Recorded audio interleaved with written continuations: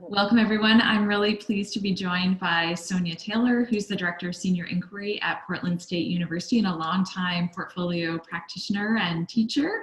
And she also has a doctorate in sociology and is an active researcher herself. So welcome, Sonja. So glad to have you here. Hi, thank you. So we asked you to join us to share a little bit about the work that you're doing with senior inquiry and undergraduate research. And as we're thinking this week about who are the stakeholders we need to engage and how do we do portfolios well and do it right with our students, it seems that having a little bit of a conversation about what you're doing in your context would be very meaningful for people, and we're really excited for the workshop that you're going to host later this week. So welcome. Thank you. So in this context of doing it right and thinking about students as stakeholders and the other people that we need to engage around undergraduate research and preparing students for their life, in your context, this is sort of a bit of a transition kind of a course that runs over a year. Can you say a little bit more about that? So I guess I'd start with just the process is very scaffolded. They have small, low-stakes assignments at the beginning of the year. It builds over the year. They research whatever topic they're interested in, and I approach it by also telling them that there are jobs out there to be a research assistant, even if some of them might decide to do college later or never, or they could be going into a school that does undergraduate research. And so there's things that pop up, opportunities that pop up. And one of the reasons I did incorporate the research project into the portfolio is for them to be able to have a tool to say, look, I have this experience, I have these skills, I have this knowledge. So when opportunities like that come up, then they're able to access them. And as they're transitioning to PSU, in fact, some of my students from this year have an opportunity to jump on and become and earn money working on a research project based on the fact that they were in my class and they did this project. And people doing some research at PSU came to me and said, do you have students that you would recommend? We're able to hire some student undergraduate researchers. And I said, yes, here's 4 students that, they completed this project with me. I know that they have the project they can show the people if they're asked. And I said they all did a really good job on their projects. And so now next year, when I go back and do the same assignment, I can talk about that opportunity that came up for those students, which I think will be helpful and I think speaks to the transition piece. So it sounds like the portfolio itself really allowed you to scaffold, all of those steps that are involved in undergraduate research. And the other thing that struck me about the example, which people will get to see as well, is that they all got to choose research projects that were meaningful for them. What kind of a difference do you think that makes in terms of helping the students learn and develop a particular set of skills, whether it's undergraduate research or anything else? Yeah, I think it's really critical because when you're learning research, it can be frustrating, it can be boring, and it challenges you in different ways. And so having a topic that you're really interested in, invested in, helps see you through those. And then once you develop the skills, then you can apply them in other areas. So they might want to research things that they didn't necessarily think they were interested in before, or they might have to do a boring topic later, but they can at least know that they have the skills of doing it. So I think that's a really critical piece. One of the things that we were chatting about earlier is, sort of thinking about the students as stakeholders and really designing projects that will be meaningful and useful for them at the stage of learning that they're at. We also spoke a little bit about faculty members as stakeholders, for those of us thinking about implementing portfolios maybe for the first time. What do you think the main things to think about are when we think about how we encourage or support faculty in using portfolio practices and pedagogies? I think it's absolutely vital for faculty to have their own portfolio and to be doing it. I can't speak to that enough. In fact, Candace and I, that was why we did our earlier presentation. It's it's so important to engage in the processes of learning that you're asking your students to engage in, because that's how you build relationship with them, because you're going through similar process, and then you can have empathy, and then you're all in the struggle. So I think that I always do the assignments along with my students, and I bring examples from my own practice and my own research that I'll like take part of and say, here's how I did it. Of course, your topic is different, so you'll do different things. And then we also have conversations at every step of the process around like even finding their topic, what are they interested in? And then what kinds of articles might they use? Sometimes they struggle with like finding a peer-reviewed article around their topic. And so we have a conversation about like, how could we think about it differently? And I could offer like my own experience of struggling with finding relevant articles when I did my master's thesis, and I, went and met with a librarian, and it was like suddenly all was revealed.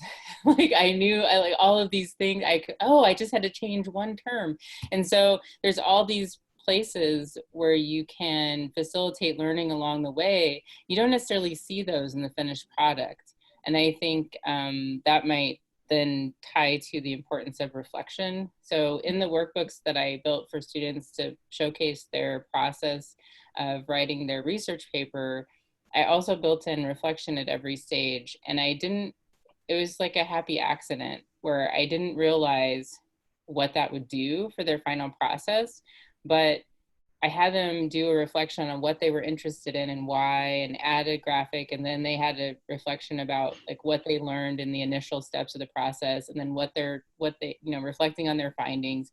And each of their reflections could be built into the final paper. So it gave them like a framework and a scaffolding to just add to it. Like, okay, this is your part of it. Now insert, here's the peer articles, here's the data, here's these other pieces. And then you can really start to see it's their narrative about the research, which is super powerful. Yeah, and I love that idea of a narrative, and they're telling that story of how they've learned and done the research, and then representing it for you in that final portfolio, which they've of course been building all the way along, which is really cool.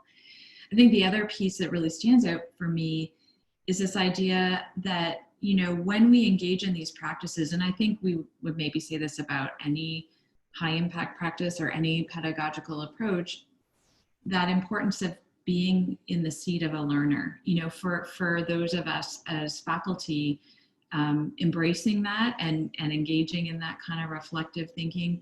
But I guess when I think about stakeholders, it makes sense too, just to be in the seat of a learner. What does it mean, to our assessment professionals, what we're doing with portfolios? What does portfolio practice look like and mean to other stakeholders on the campus? I mean, it's so interesting that your students had that, unbeknownst to you, that opportunity that presented itself for them to actually take up undergraduate research. And, and I'm guessing that now for you, that maybe is going to be something that you're actively thinking about, and be able to show your future students that this is a concrete possibility for them.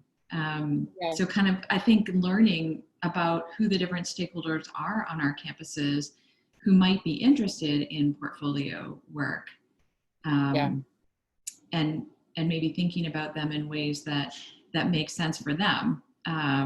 Speaking their language, or learning what their language is. I mean, we talked a little bit earlier about, sort of the need to help students navigate college norms and understand not only how to do something like research, but why they're even doing it. Like, why do I have to learn this?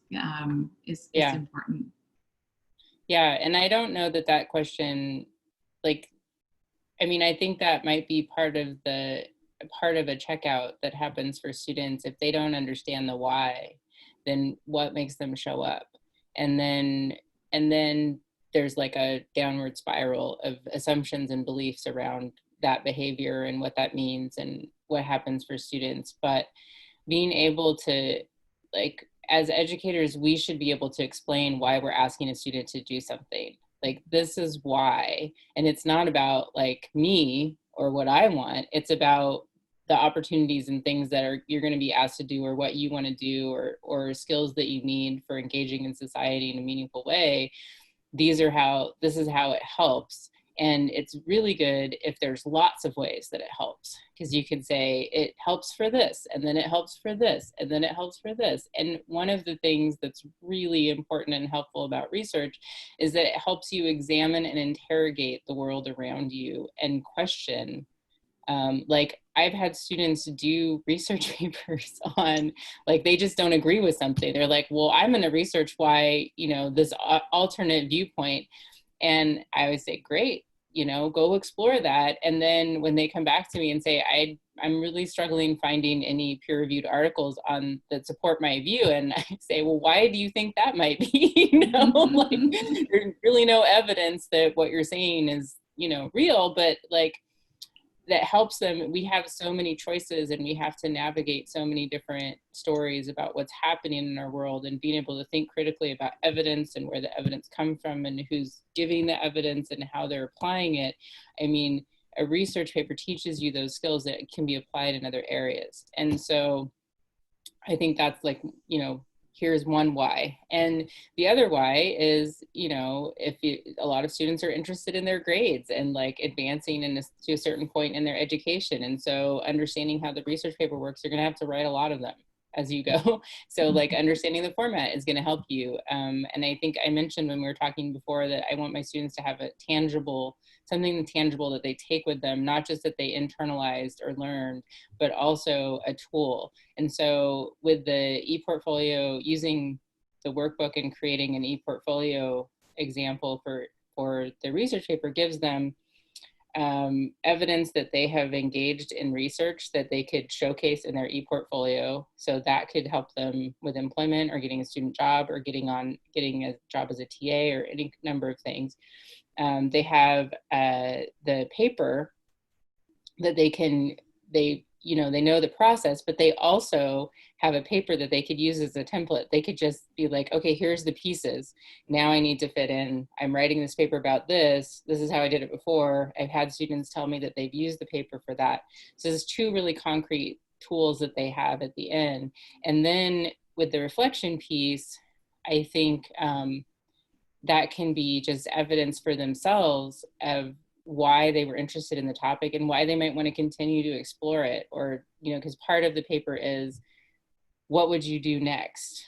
And what's the future research? What is, given what you've learned, what's really important to discover? And sometimes they want to keep going on that. And so it could be just like that they could build on, think of their research as a pilot study for research that they do when they go forward. So I can't wait to learn more at your workshop and see more examples and hear more of the stories of the students who have come back to you with, aha moments and future learning that, I'm sure couldn't have been anticipated by you. But, I think the ability of the portfolio to really scaffold those skills to really be as a learner with your students and model and practice and engage in that kind of reflective practice is so exciting. So thank you so much for being willing to be part of our conference and our event. And we will look forward to your workshop later this week. Thank you so much. Thank you.